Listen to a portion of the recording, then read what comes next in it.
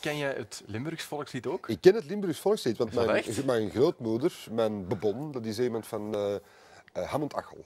Allee, ik moet eigenlijk zeggen van Hammond, want dat je zegt van Achel, Hammond, dan is ja, ik dat is nee, zo nee, ik ben ook niet een van... beetje Nee, water dus en vuur, maar- mijn grootvader die heeft in een kamp gezeten tijdens de Tweede Wereldoorlog. Ja. Op een gegeven moment is dat bevrijd geweest, uiteraard, en die moest te voet naar huis. En die komt voorbij Hammond-Achel en die vraagt aan iemand, mag ik hier blijven slapen?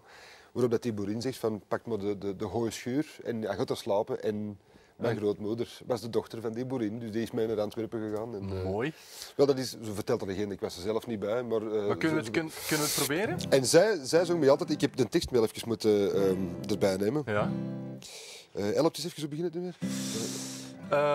Waar in Brons? Ja, oren. We gaan het samen proberen.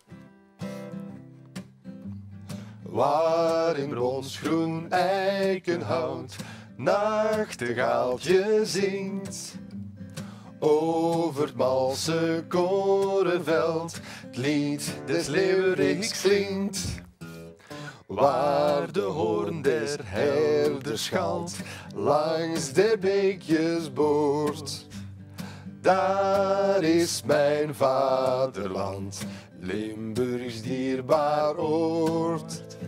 Daar is mijn vaderland, Limburgs dierbaar oord.